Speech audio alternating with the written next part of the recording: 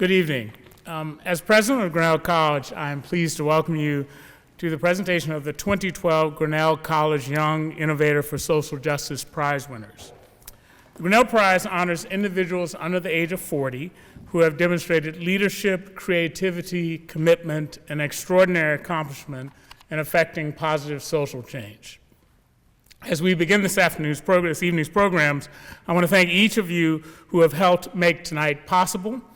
From the passionate Grinnellians who supported the creation of the prize 2 years ago, to those who evaluated hundreds of applications this year, to the many faculty and staff and students involved in planning this week's Grinnell Prize events, thank you for supporting the cause of your time with your time and effort and collaborative spirit.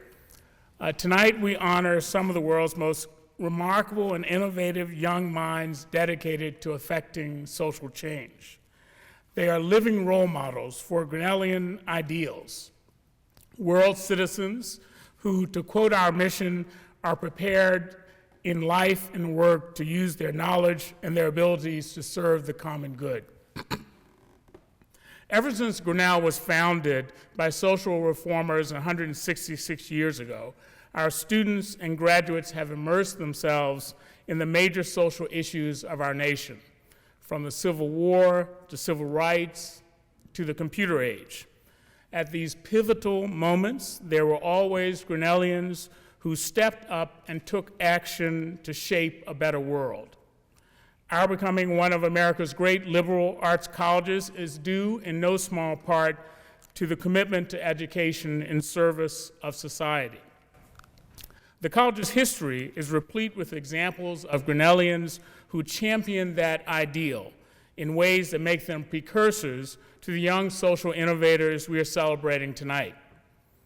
A few of the familiar examples from our past: during the Great Depression, Harry Hopkins, class of 1912, and Roosevelt's close advisor, became an outspoken advocate for economic justice and the government's obligation to care for those in greatest need. His passion and vision fueled the creation of the New Deal, which shaped public policy in this country ever since.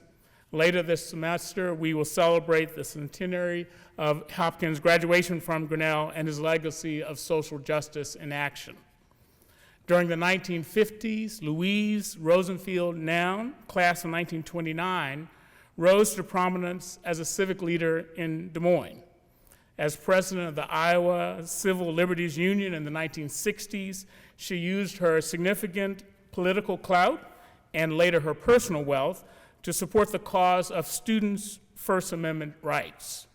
Her cause was achieved in the landmark case of Tinker versus Des Moines Independent School District, in which the U.S. Supreme Court ruled that it was unconstitutional for schools to ban students' non-disruptive free expression. Louise Noun continued her activism in the 1970s, helping to found the Iowa Women's Political Caucus, the Des Moines chapter of the National Organization of Women, and philanthropic organizations devoted to helping women and girls. Last month, Astrid Henry was installed as the Louise R. Noun Chair of Women's Studies here at Grinnell, a professorship created by Louise's brother, Joe Rosenfield, to honor her lifelong activism. Since the 1980s, the successful hematologist and oncologist Vincent Anku, class of 1965, has invested in Africa and contributed to community development projects there, supporting especially self-help projects in the Volta region of Ghana, where he was born. The projects are as wide-ranging as the community's needs, including rural electrification, road improvement, kindergarten and primary care education, a community library, women's income generation, and improved water and sanitation. In the aftermath of Hurricane Katrina, Katie Mears, class of 2003, traveled to New Orleans on a relief volunteer trip. She was so transformed by her experience that she founded the Renew group here on campus, and then later relocated to become the Gutting and Rebuilding Program Coordinator for the Episcopal Diocese of Louisiana. There are not many people with that job title. gutting and rebuilding program coordinator. Since then, Katie has helped Haitians rebuild their communities after the devastating earthquake and is now working on the Superstorm Sandy recovery. And that is also where Team Rubicon is working, which is why they are being recognized tonight in absentia, so that they could devote themselves fully to the recovery effort there. People like Harry Hopkins, Louise Noun, Vincent Anku, Katie Mears live our Grinnellian passion for social justice every day. Our college works hard to awaken and nurture these passions in all of our students. We bring these concepts into our classroom through courses like Tim Dobe and Suchi Kapila's upcoming class on the theory and practice of Gandhian resistance, and we also encourage our students to apply what they learned in the real world. The Expanding Knowledge Initiative, or EKI, is one example, which supported curricular innovations in the study of the environment, human rights, and human dignity. Through our liberal arts in prison program, 1 out of every 7 Grinnell students, as well as many of our faculty and staff, is now involved in teaching incarcerated adults and helping them prepare to make a successful transformation to life after prison. Social Entrepreneurs of Grinnell, a student-run microfinance organization, provides loans internationally and in our local community for small projects to combat rural poverty and to promote economic development. It was named by the White House last year as one of the top 5 winners of the award for Campus Champions of Change Challenge. The Joseph F. Wall Alumni Service Award, supported by gifts from our alumni, offers significant financial support to Grinnell graduates who engage in projects, programs, and organizations that improve the lives of others. And the Grinnell Corps gives graduating seniors the opportunity to work for a year in education, conservation, and anti-poverty programs in the U.S. and around the world. The Grinnell Prize is another way that we infuse the educational experience of our students with these principles.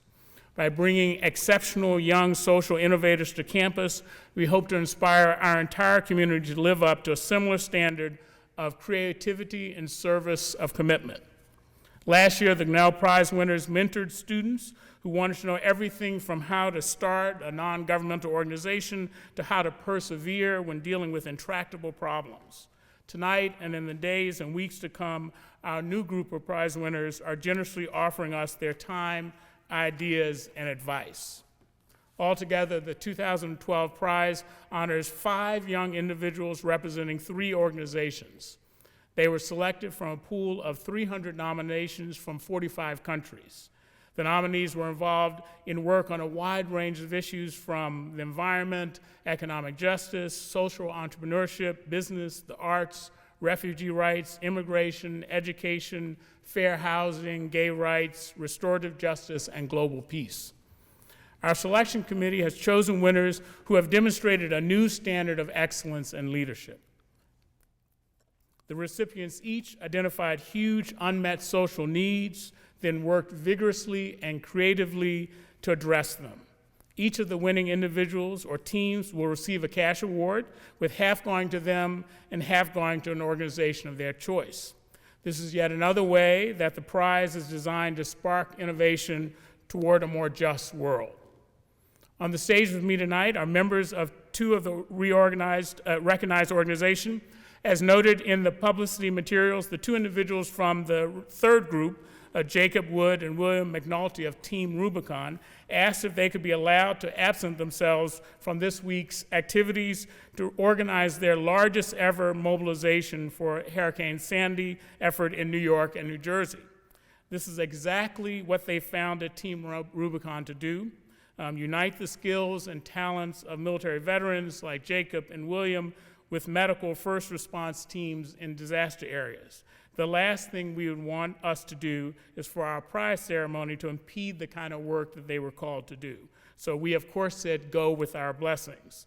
Jacob and William will come to campus in the spring instead, and when they do, I think we'll all benefit greatly from their reflections on their experience with Sandy.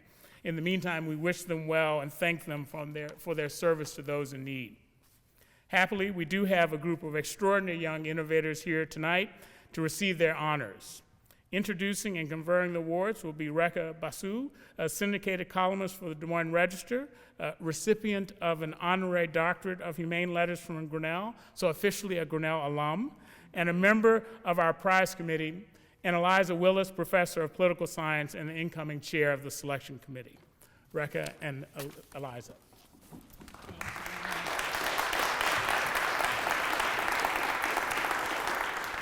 Thank you, Raynard. It's such an honor to be here tonight for this wonderful occasion and to introduce the first prize recipient. One of the sad ironies of journalism today is that the more vehicles we have for receiving news, the fewer different stories we actually seem to get. Instead, over a 24-hour news cycle, the same handful of stories are relentlessly regurgitated through print, broadcast, and Google News, then fleshed out by commentaries from news analysts with questionable credentials, but really nice hair. It might be the natural disaster, the high-level sex scandal, the minute-to-minute changes in which candidate is up or down in the polls, and then, for variety, perhaps the warm and fuzzy story about the little kid who's crying because she's sick of hearing the same stories about Mitt Romney and Barack Obama. And they're still not getting the message. As for newspapers, you can travel anywhere in America, and the local paper's front page looks strikingly similar to the one across the country, with the same few wire services and syndicates offering up the same stories and perspectives. Blame it on lack of imagination, lack of concern with what's happening beyond our borders, or lack of enterprise to find out. But then, once in a great while, comes a journalist like Cristi Hegranes, and it tends to restore your faith in the power of meaningful journalism to educate, uplift, and bring about social change. What Cristi has done is remarkable on so many levels. She's found promising women in the developing world, educated them in journalism techniques, and then employed them, sending them out to tell stories from their own communities where they have credibility. Then she makes those stories available throughout the world by dispatching them out on the wire. She does all this through the Global Press Institute, of which she is founder and executive director. It started out in 2 countries, Nepal and Mexico, but now has news desks in 25 and employs over 100 women. Its newswire gets about 20,000 readers a month, and the stories are picked up by UPI, Reuters, NPR, BBC, and a variety of other major news outlets. Cristi started out in Nepal as a reporter, telling the stories of people overlooked by mainstream media. But then she wanted to equip them with the tools to tell their own. She wanted to empower women by giving them concrete skills, including literacy training and computer training, and then employment. But perhaps most importantly, by giving them voice and the outlets to communicate the realities in their worlds. Sharing stories on issues like domestic violence across the globe makes it possible to connect communities with common concerns everywhere. And it has led to real social change on everything from civil rights in Nepal and Zimbabwe to maternal health in Mexico. Cristi has a master's degree in journalism from NYU and has won more awards than I can mention, including the Ida B. Wells Award for Bravery in Journalism. And she was named one of 21 leaders for the 21st century by Women's E-News. As I was looking over Cristi's biography in preparation for tonight, I noticed some parallels between us that I had missed as a member of the selection committee. We're both journalists with graduate degrees from J schools in New York. We've both taught at the college level and written for alternative newspapers and for the Indian press. We're both concerned with giving voice to the voiceless, and we even share the same birthday, which was last Tuesday. Election day, by the way. Cristi, I hope it was as good to you as it was to me. But while my career deposited a South Asian woman into a mainstream media job in Iowa, Cristi's spirit of enterprise took an American woman to South Asia to create an entirely new paradigm for journalism. And she did that, by the way, when she was 25 years old. She's only 32 now. I can't even imagine what she'll be doing at my age, but I'm certain that it will be big and transformative. So, for her work in international journalism and women's economic empowerment, I'm delighted to present the 2012 Grinnell Prize to Cristi Hegranes.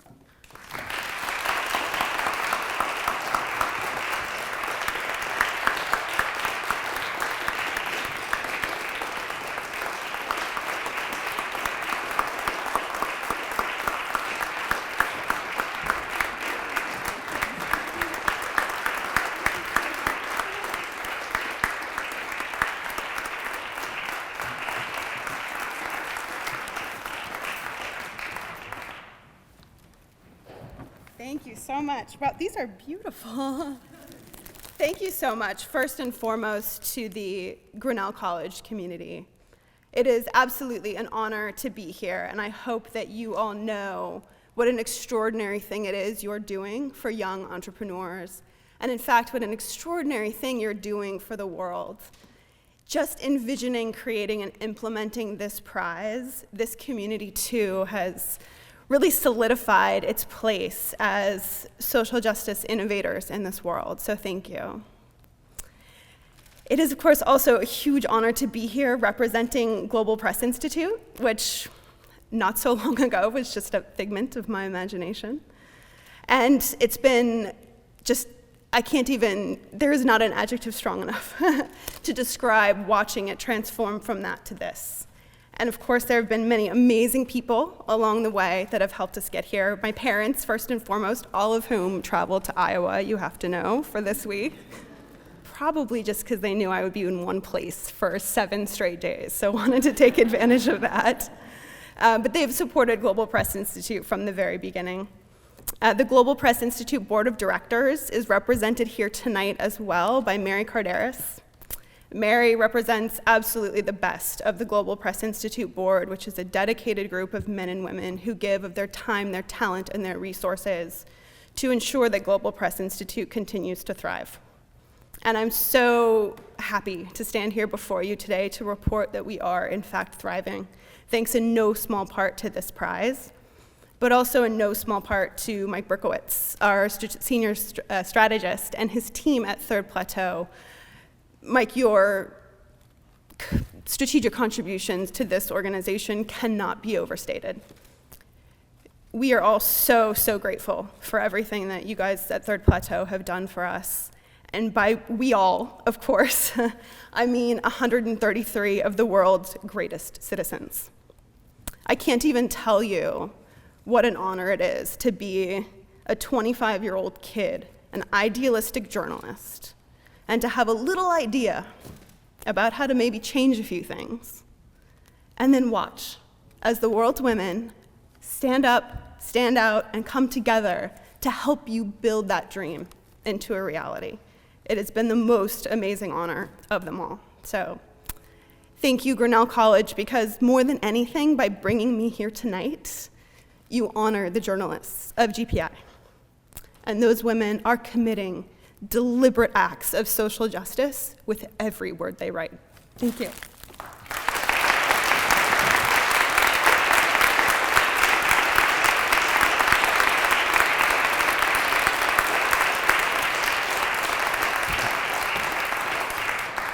Well, I want to thank all of you for coming out on this cold night, but for this auspicious occasion.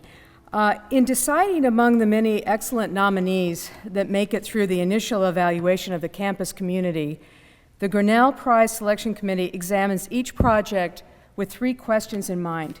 Is the project innovative? Has the project had or will it have a significant impact? Does the project advance the goal of social justice?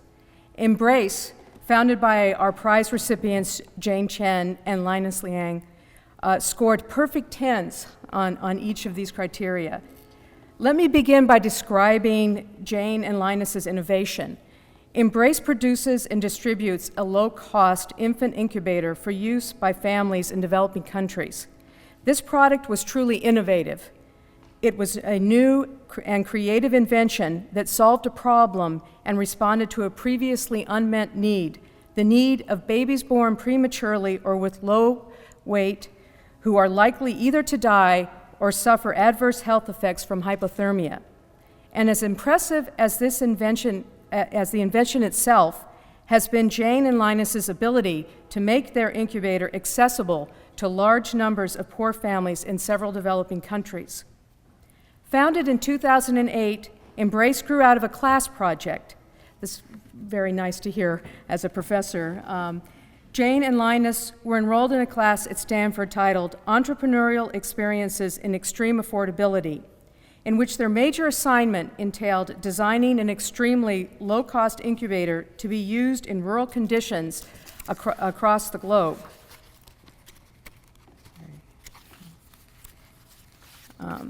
They met that challenge by inventing an infant warmer that cost just 1% of a traditional incubator and deciding to take their invention into the real world. Jane has a background in management consulting and business, while Linus has expertise in computer science and tech startups.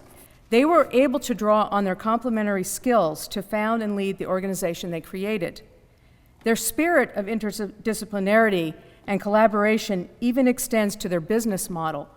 Jane and Linus recently co-founded a for-profit partner organization, Embrace Innovations, with Jane serving as the CEO. The for-profit arm enables them to raise venture capital to sustain their work so that they can continue providing infant warmers to parents in need and apply their creative energies to developing other affordable health products for poor communities. Embrace also scored perfectly according to the criterion of impact, measured both in terms of those whose lives have already been transformed and with respect to the tremendous potential this invention has for changing the lives of millions of low birth weight and premature babies born every year, primarily in the developing world. Currently, Embrace widely distributes their infant warmers in India, where they have already saved the lives of hundreds and probably thousands by now of premature babies. They have recently begun distributing the warmers in China, Somalia, Zambia, and very soon will make them available in Afghanistan. Finally, through Embrace, Jane and Linus have fully met the goal of social justice, understood as the principle that every living being deserves equal rights and opportunities. There is no more basic universal human right than the right of the born to live and thrive. Without life and health, there can be no justice or opportunity for equality, no building of capabilities or exercising citizenship. Embrace has found the means for evening the playing field of survival for those born prematurely to families in the poorest countries. For their work to improve maternal and child health, I am pleased to present the 2012 Grinnell Prize to Jane Chen and Linus Liang.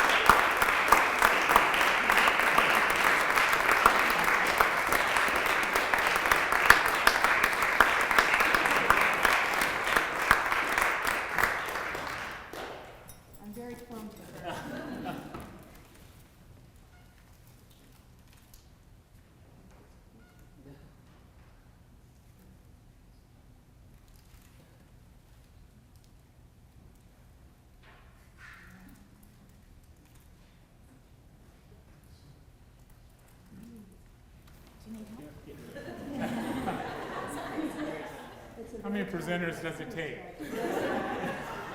Good, it's great, they're great at innovation and technology.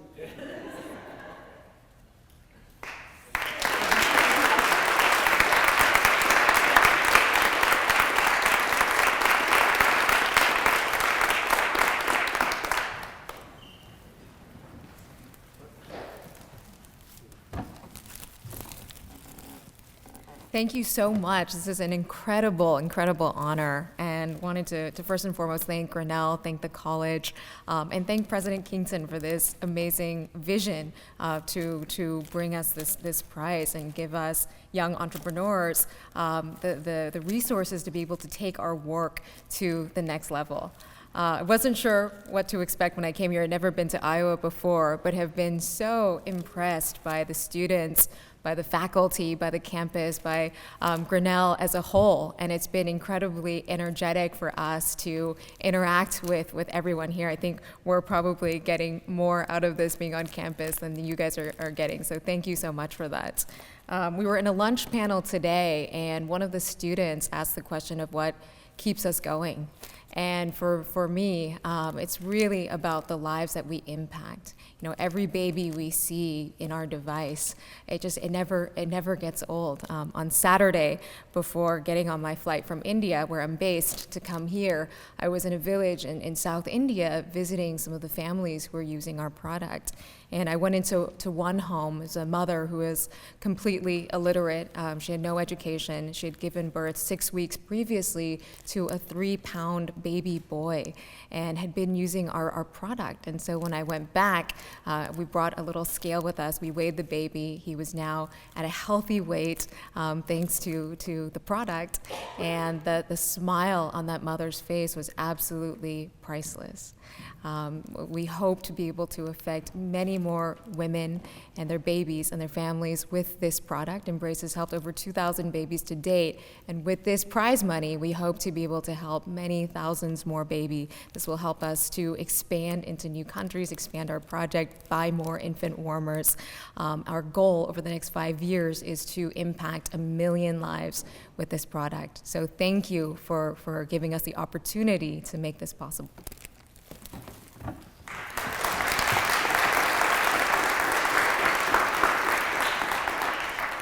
So Jane said pretty much everything I wanted to say, but I just want to thank you again to Grinnell, to everyone here who put this together and really supported us through this prize. It's been very touching and heartwarming to win this, and it's quite an honor.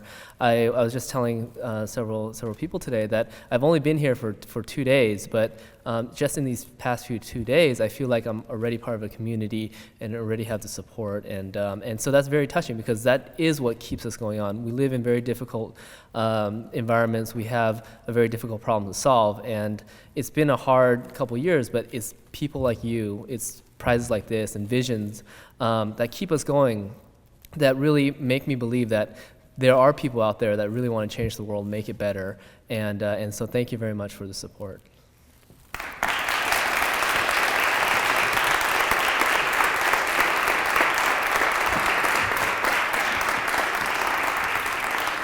Thank you. In the spring, our college president emeritus, George Drake, class of 1956, who chaired this year's and last year's selection committee, will confer the third and remaining Grinnell Prize on Jacob Wood and William McNulty of Team Rubicon. Cristi, Jane, Linus, Jacob, and William have taken on large problems with courage and creativity. They have been innovative in their goals and in their business plans. In the process, they have had to fight apathy, cynicism, and entrenched interests. In conferring the Grinnell Prize, I urge all of us to take inspiration from their work. To learn even more about these advocates for social justice, you're invited to join us for the remainder of the Prize Symposium, which continues all this week. The symposium is co-sponsored and organized by the Rosenfield Program in Public Affairs, International Relations, and Human Rights, and is directed by history professor and alum Sarah Purcell. The events are listed in your program and include a keynote addressed by Jerry Greenfield of Ben & Jerry's Ice Cream. I'm sure you'll notice that Jerry has arranged to provide free ice cream after his speech, and we're prepared for 800, so I expect to see people there. Jerry's keynote, as well as the winners' presentations, will also be live streamed this year for the first time, although without the ice cream, obviously. You can view a schedule of the streamed events by visiting the Grinnell Prize page on the Grinnell website and clicking on the live streaming tab. However, if you are on campus or within range of Grinnell, I encourage you to attend. Not only is it essential for our winners to see the community's support and enthusiasm, but we all stand to gain from the opportunity to sit down with these extraordinary individuals, to get to know them, ask them questions, and to gain their strength and understanding you need to lead your own efforts for change. Before we adjourn, I'd like to once again thank George Drake, whom I consider one of my strongest mentors here, chair of this year's selection committee, Eliza Willis, Rekha Basu, and the 7 other members of the 2012 Grinnell Prize Selection Committee for their hard work and wonderful selections. And also a thank to Sarah Purcell, who through tremendous effort puts this all together amidst her working load of teaching, advising, publishing her own scholarship, and baking blue ribbon brownies. Sarah is a role model for our own campus, and we appreciate her, as well as Melissa Chen, Caroline Saxton, and the many communications and alumni relations staff who gave so much time to make this happen. So thank you all, and we hope to see you at the symposium events throughout the week, and good night. Thank you.